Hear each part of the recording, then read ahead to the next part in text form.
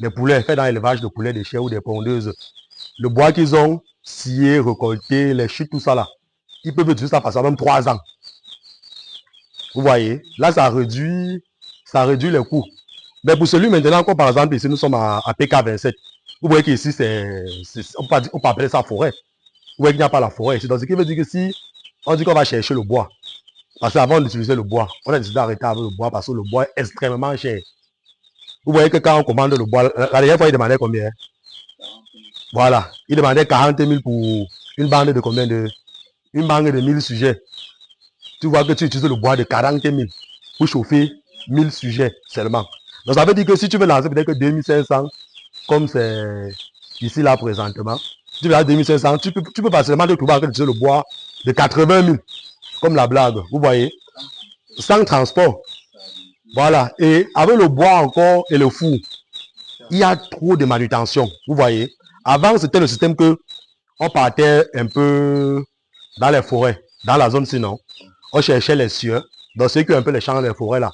On cherchait les sieurs, on s'entendait avec le propriétaire, ici, on partait porter. Toujours question de réduire les coûts. Mais jusqu'à on a toujours vu que c'est toujours élevé. Et il y a trop de manutention parce que il va falloir que vous partez porter. Vous chargez dans le tricycle ou dans le camion, ça vient. Vous déchargez. Le soir maintenant, vous portez encore le bois. Vous venez mettre dans le four. Maintenant, si peut-être c'est le staff, peut-être que c'est les paresseux. Les gars que non, ils ne sont pas vraiment assez conscients. Vous voyez. Qu'est-ce qui va se passer la nuit? Quand ils vont mettre le bois, supposons que le bois n'est pas peut-être bien sec, il va falloir venir chaque fois activer. Vous allez voir que le chauffage doit arrêter automatiquement. Le chauffage doit arrêter parce que la nuit, il va peut-être partir se coucher peut-être à 22 h.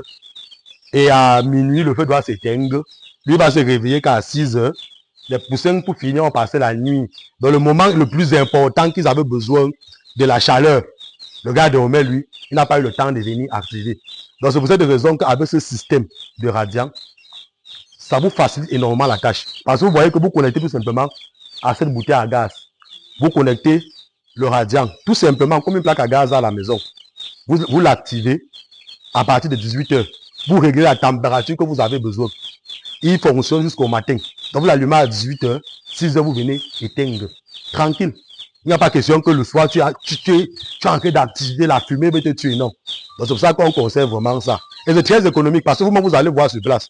Vous allez voir que si vous respectez ce que j'ai dit, que vous allumez le radiant à partir de 18 h, quand la température a beaucoup baissé. Parce que nous sommes dans le littoral. C'est différent de votre climat de Yaoundé. Vous êtes à Yaoundé, non? C'est différent de votre climat de Yaoundé. Parce qu'à Yaoundé, il fait un peu froid par rapport à ici. Donc c'est pour ça qu'ici, à partir de 18 h, 18 h 30, on peut allumer ça. On éteint à partir de 5 h, il n'y a plus de problème. En journée comme ça, vous laissez les sujets. Vous voyez que le radiant n'est pas allumé là présentement. Mais vous voyez comment les sujets, ils sont...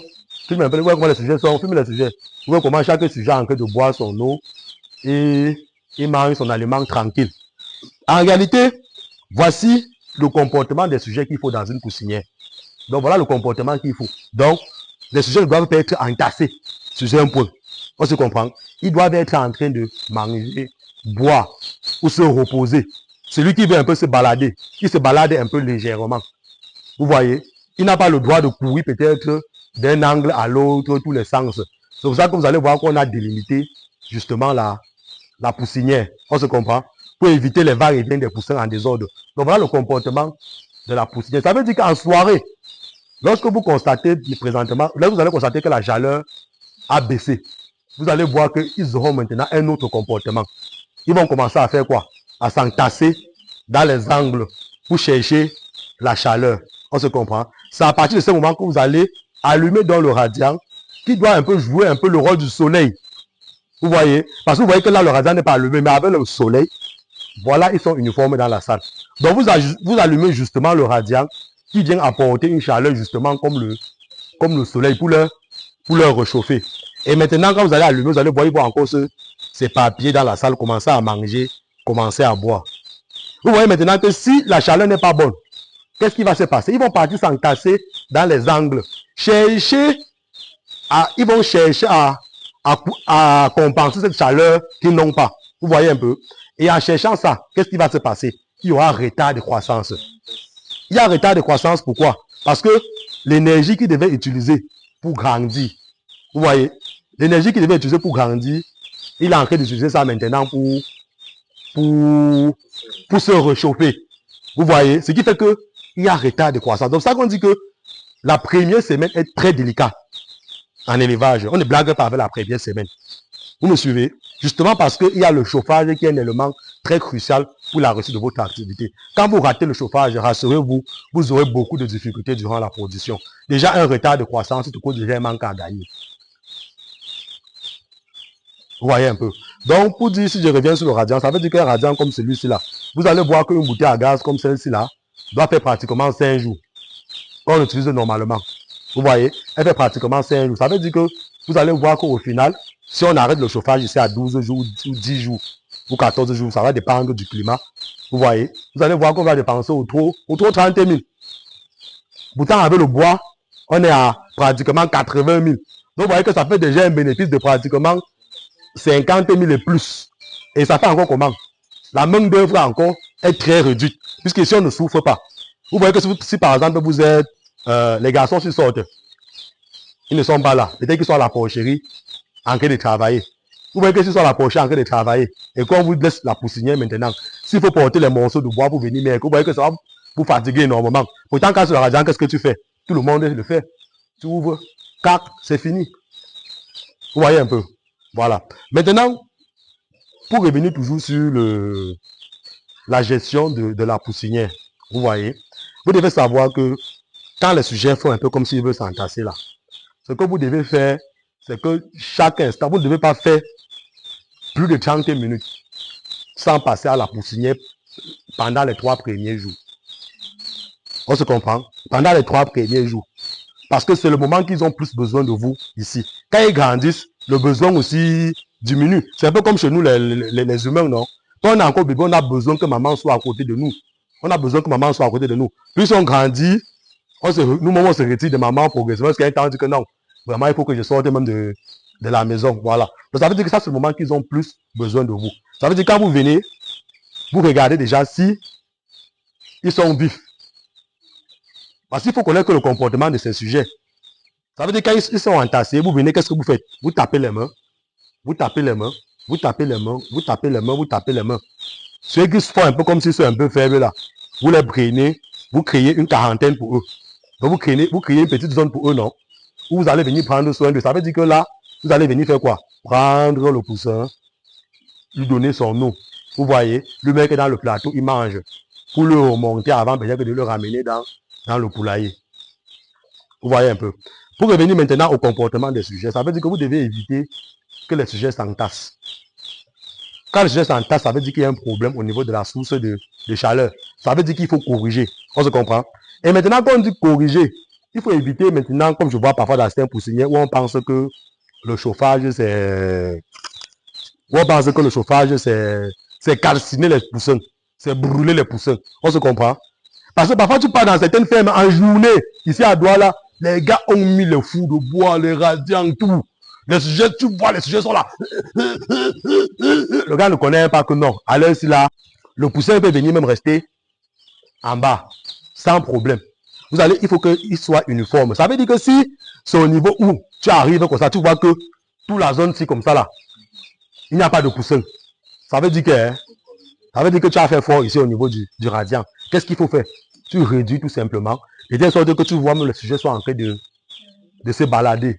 On se comprend, non? Donc c'est un peu les gestes que vous allez faire au quotidien pour le bien-être des sujets. Maintenant, on a reçu les poussins aujourd'hui. On a reçu les poussins aujourd'hui. Ça, c'est la souche COP 500.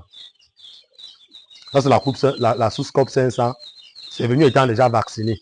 Donc, c'est pour cette raison que vous avez vu, on n'a pas pratiqué la vaccination. Mais durant le suivi, on doit faire le rappel. On se comprend, non? On doit faire le rappel et on doit faire la vaccination ensemble. Voilà. Maintenant, je n'ai pas d'abord présenté les sujets. Quand vous prenez les sujets comme ça, vous devez connaître les caractéristiques d'un bon poussin. Vous voyez? Quand vous prenez un bon poussin, vous connaissez un bon poussin. Vous devez d'abord juger au niveau de son poids. Vous voyez? Le poids du poussin doit être au moins au moins de 50 grammes. Vous voyez, le poids jugé doit être 50 grammes. Ça veut dire que c'est peut-être 48, 47, 45. On peut encore accepter. Et quand vous avez peut-être un poussin qui vient avec un poids peut-être de 28 grammes, 20 grammes, c'est un poussin qui va te causer énormément de problèmes. Vous voyez, ça veut dire qu'il y a déjà un problème au niveau de la qualité. Et maintenant, quand vous prenez vos poussins, vous devez veiller à ce que les duvets ici là, les duvets sont les premiers points là que vous voyez sur le sujet. Vous voyez, les duvets ne doivent pas être mouillés. Ça doit être sec comme vous voyez là. Sec, vous voyez ce poussin, non? Sec. Maintenant, l'ombilic, ici là, il ne doit pas avoir les taches. Ça doit être bien cicatrisé. Donc l'ombilic doit être bien cicatrisé. Et le sujet déjà, il ne doit pas être aveugle. Il doit pas être, parce qu'il y a les poussins qui viennent parfois étant aveugles. Il doit être aussi bien formé. Parce qu'il y a parfois ce sujet qui vient avec la torticolis. Vous voyez, il ne doit pas être handicapé. Certains poussins parfois dans les cartons, vous ouvrez les cartons, vous voyez que tous sont déjà couchés comme ça là. Ça veut dire que ce ne sont pas les bons poussins que vous avez pris. Et maintenant, le bon poussin, maintenant, c'est que quand tu l'arrêtes comme ça là, tu le mets au sol. Il part dans tous les sens. Il marche, il monte, il descend, il marche, il monte, il descend. Quand tu vas prendre les poussins, tu arrives peut-être que tu prends un poussin peut-être à la ferme ou à la réception, tu mets le poussin au sol, tu vois il est que là comme ça là. Tu viens se mettre un carton de poussin au sol. Tu vois, tous sont toujours là comme ça là. Personne ne bouge. Ça veut dire qu'il y a déjà un problème au niveau de la qualité de poussin. Ça veut dire que si tu blagues au niveau du suivi, tu auras vraiment énormément de problèmes. Parce que si tu as les mauvais poussins et tu es même le meilleur vétérinaire au monde, rassure-toi, tu auras beaucoup de manques à gagner. Tu vas beaucoup dépenser au niveau des charges vétérinaires. Voilà. Coupé.